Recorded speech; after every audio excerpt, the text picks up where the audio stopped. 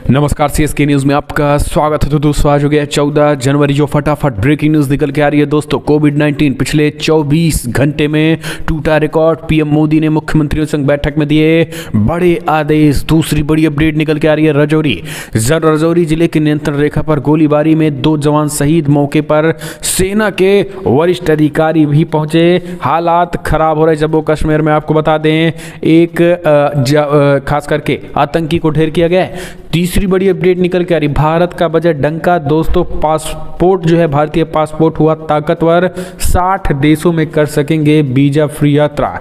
चौथी बड़ी अपडेट, 2 मोहुआनी के पास गुवाहाटी बीकानेर एक्सप्रेस के डिब्बे पटरी से उतरे, 3 की मौत, 20 घायल। तो सब कुछ खबरें बताएंगे। दुखद खबर निकल के आई है। इस बीच पाकिस्तान को चलाने के लिए नहीं पैसे, फिर भी इस साल इस मामले में खुद को बेहतर बता रहा है इमरान खान। बताएंगे पाकिस्तान के पास पैसे नहीं है। इस बीच अमेरिकी राष्ट्रपति के प्रतिनिधि ने कहा भारत न खरीदे S-400 मिसाइल डिफेंस सिस्टम रूस से, वरना होंगे कड़े प्रतिबंध। जी हाँ, ये अमेरिका की तरफ से कहा गया है। भारत पर प्रेशर वाली राजनीति। तो एक एक करके बताएंगे। जहां पर चीन से जा भिड़ा तुर्की, ईगरों के लेकर किया बड़ा ऐलान, वो हम आपको बताएंगे। सब कुछ खबरें जानना बेहद जरूरी है। जहां पे बीजेपी ने भी जारी की है लिस्ट। वहीं पंजाब से बड़ी खबर निकल के आ रही है, सिद्धू में टकराहट। तो चन्नी ने प्रधानमंत्री मोदी की सलामती की दुआ, कहा तुम सलामत रहो, कयामत रहो, और खुदा करे कि कयामत रहे। तो एक एक करके खबरें विस्तार से आपको बताएंगे। इजराइल को लेकर भी बड़ी खबर है, लेकिन उससे पहले एक छोटा सा निवेदन, अगर आपने चैनल को सब्सक्राइब नहीं किया तो पल पल के अपडेट के लिए चैनल को सब्सक्राइब करना न भूलो। इस देश की इंडियन आर्मी के लिए जय हिंद लिखना मत भूलेगा दोस्तों। दरअसल पहले बड़ी अपडेट निकल के आ रही, मुख्यमंत्रियों संग बैठक में पीएम मोदी का बड़ा ऐलान। पिछले 24 घंटे में कोरोना से टूटा रिकॉर्ड, 2,49,000 मामले आने से मचा हड़कंप। नई चुनौती बनकर आया ओमिक्रॉन। दरअसल कोरोना के बढ़ते मामले और ओमिक्रॉन के बढ़ते खतरे के बीच प्रधानमंत्री नरेंद्र मोदी ने सभी राज्यों के मुख्यमंत्रियों के साथ बैठक की है। राज्यों के मुख्यमंत्रियों के साथ बैठक करते हुए प्रधानमंत्री मोदी ने कहा है कि 100 साल की सबसे बड़ी महामारी से भारत की लड़ाई अब तीसरे वर्ष में प्रवेश कर चुकी है। परिश्रम हमारा एकमात्र पथ है और विजय एकमात्र विकल्प। हम 130 करोड़ भारत के लोग अपने प्रयासों से कोरोना से जीतकर अवश्य निकलेंगे। ओमिक्रॉन को लेकर पहले जो संशय की स्थिति थी वो अब धीरे धीरे साफ हो रही है। पहले जो वेरिएंट थे उनकी अपेक्षा में कई गुना अधिक तेजी से निपटने में ओमिक्रॉन वेरिएंट सामान्य जन को संक्रमित कर रहा है। इसी को देखते हुए पीएम मोदी ने बैठक की और बैठक में खास करके नई चुनौती बनकर उभरी है। पीएम ने सभी राज्यों को निर्देशित किया है कि किसी भी तरीके से किसी लोगों को दिक्कत ना हो। उनकी आजीविका पे ऐसा लॉकडाउन अगर लगाया भी जाए तो इस तरीके के लॉकडाउन लगाए जाएं। इसके साथ ही राज्यों को स्वतंत्र रूप से कड़े और खास करके लोगों की जान बच सके इस तरीके के नियम लगाने की बात कही है। एक और अपडेट, जम्मू कश्मीर रजौरी जिले के नियंत्रण रेखा पर गोलीबारी में 2 जवान शहीद। दुखद खबर। मौके पर सेना के वरिष्ठ अधिकारी पहुंचे। ताबड़तोड़ एक्शन की तैयारी। दोस्तों हम आपको लगातार बता रहे हैं कि सीमा पार से लगातार लगभग 400 के करीब सेना, 400 के करीब आतंकी जो है वो आतंकी हैं। इसी वजह से हालत जो है खराब हो चुकी है। रजौरी जिले में नियंत्रण रेखा पर अग्रिम क्षेत्र में गुरुवार को संदिग्ध गोलीबारी में सेना के 2 जवान शहीद हो गए। अधिकारियों ने बताया है कि घटना हंजन वाली इलाके में हुई है। बताया है कि शहीद जवानों को गोली लगी है। सैनिकों की पहचान प्राथमिक तौर पर सार्वजनिक नहीं की गई। दोनों सैनिक अग्रिम स्थान पर पहुंचे तैनात थे। दिसंबर 2021 में कुपवाड़ा सैन्य कैंप के अंदर हवलदार ने गोली मारकर हत्या कर ली थी। उनकी पहचान सिंधे संदीप अर्जुन के तौर पर हुई है। वो द्रंग्यारी चौकी बल में तैनात थे। घटना सुबह 4:30 बजे हुई जब सिंधे ने अपनी सर्विस राइफल से खुद को गोली मार ली थी। उन्हें अन्य जवान श्रीनगर के सैन्य हॉस्पिटल ले जाने के बाद उन्होंने दम तोड़ दिया था।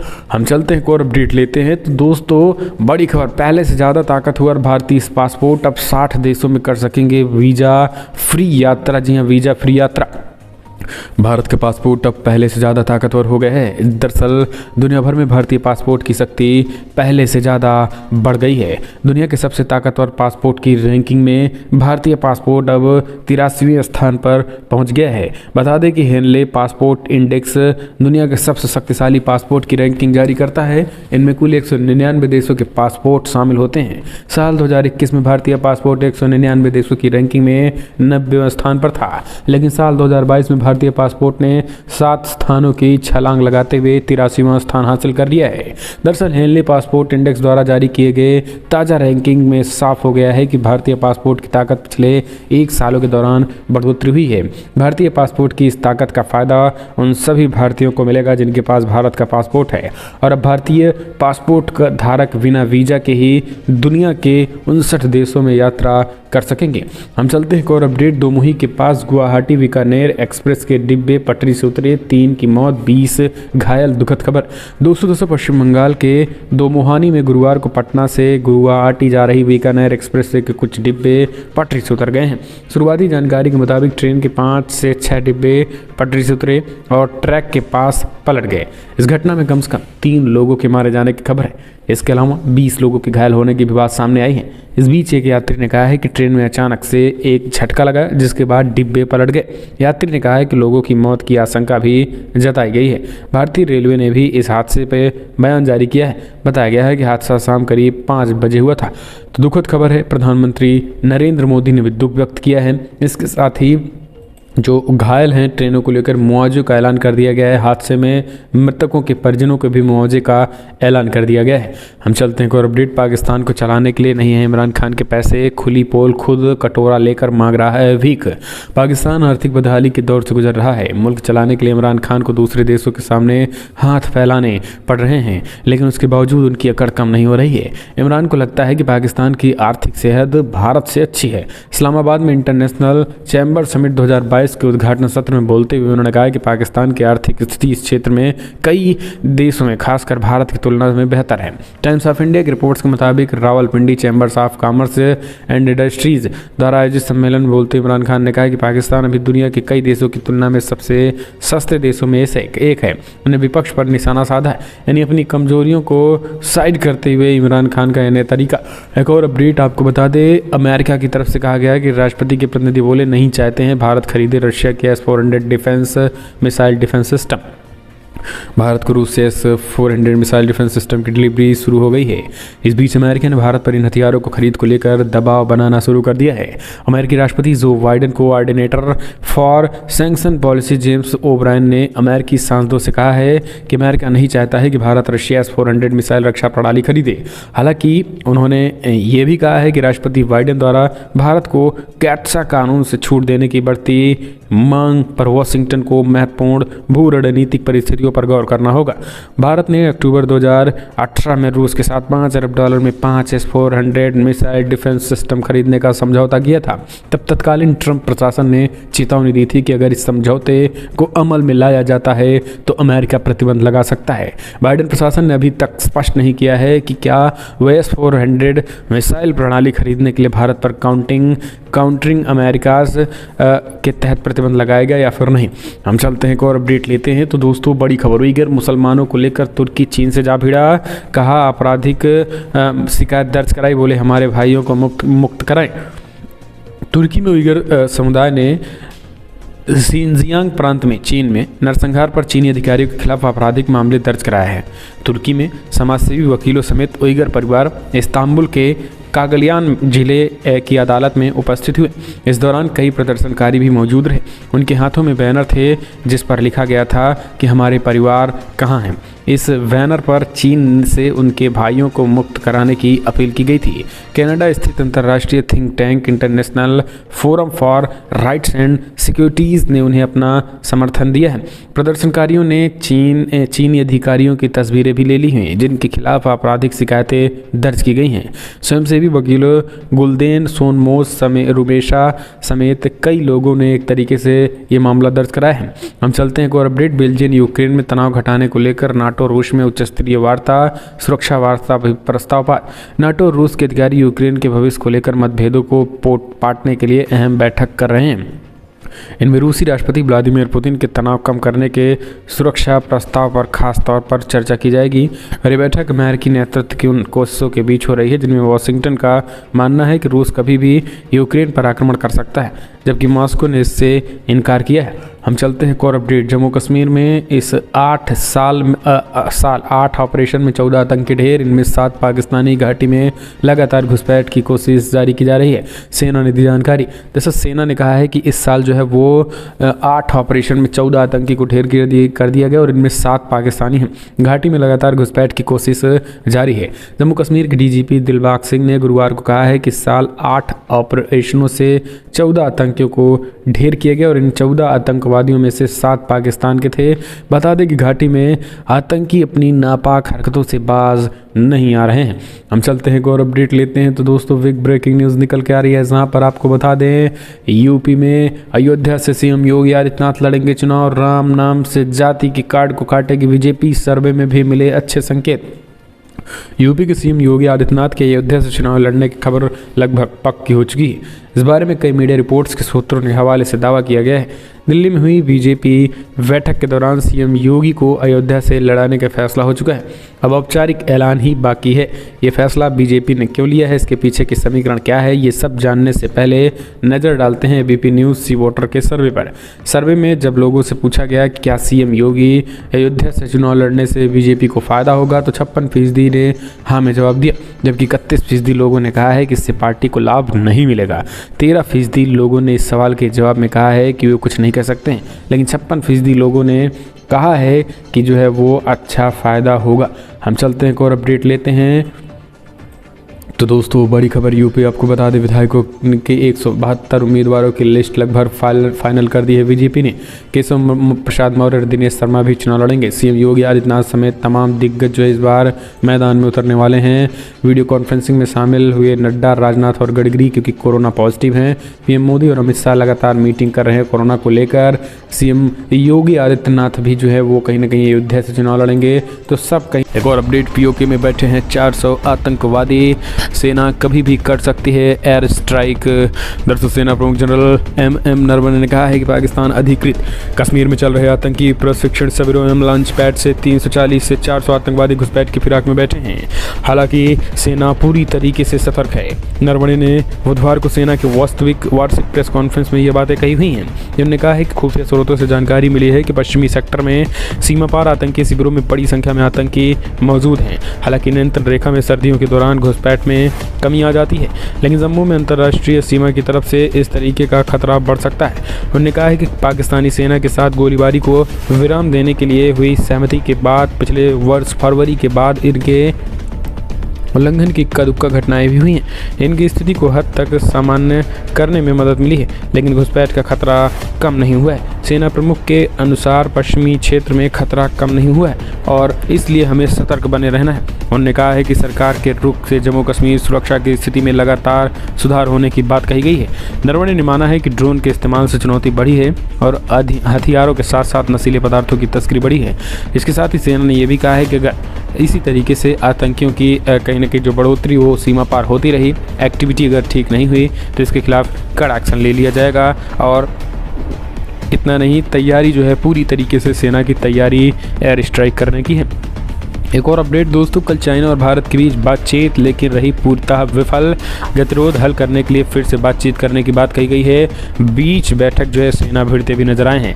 दोस्तों सीमा पर पिछले 20 महीने से तनाव जारी है को कम करने के लिए भारत चीन के बीच बुधवार को 14वें दौर की सैन्य वार्ता हुई। हालांकि दोनों पक्षों के बीच हुई इस बातचीत के सकारात्मक परिणाम नहीं निकल सके, लेकिन दोनों देशों ने पूर्वी लद्दाख में एलएसी पर जारी गतिरोध को हल करने के लिए पारस्परिक रूप से स्वीकार्य समाधान की दिशा में काम करने का फैसला किया। बातचीत की गति को जारी रखने के लिए अगले दौर के सैन्य वार्ता के जल्द ही आयोजित होने की उम्मीद जताई। भारत और चीन इस बैठक को लेकर आज अपने अपने बयान जारी कर रहे हैं, लेकिन आपको बता दें कि इसमें कहा गया है कि किसी तरीके से कोई सहमति फिलहाल के लिए अभी नहीं बन पाई है, जो कि सिचुएशन कहीं ना कहीं खराब बनती दिखाई दे रही है। एक और अपडेट लेते हैं तो दोस्तों, असम मेघालय सीमा विवाद का हुआ निपटारा, मतभेद के 6 बिंदुओं पर बनी सहमति। हेमंत विश्व शर्मा ने भी दिया बड़ा बयान। दरअसल आपको बता दें दोस्तों, असम के मुख्यमंत्री हेमंत विश्व शर्मा ने बुधवार को कहा है कि उनकी सरकार मेघालय की सीमा विवाद को लेकर काफ़ी कॉन्शियस है और उन्होंने कहा है कि नागरिक समाज संगठन और विपक्षी दल सरकार साथ आ जाएं तो इसी महीने 6 बिंदुओं पर एक समझौता हो सकता है। मेघालय के मुख्यमंत्री कोनराड सांगमा के साथ हुई बैठक के बाद असम के मुख्यमंत्री ने कहा है कि हमारे बीच एक परस्पर सहमति बनी है जिसे आगे ले जाना होगा। उन्होंने कहा है कि लोग इस मामले में शामिल हैं और ये फैसला राज्य हित में होगा। सरकार अकेले फैसले नहीं कर सकती है। शर्मा ने कहा है कि असम सरकार 18 जनवरी को इस मामले पर विपक्षी राजनीतिक दलों और नागरिक समाज संगठनों के साथ विचार विमर्श करेगी। उन्होंने कहा है कि मेघालय भी अंत में इसी तरीके की चर्चा करेगा।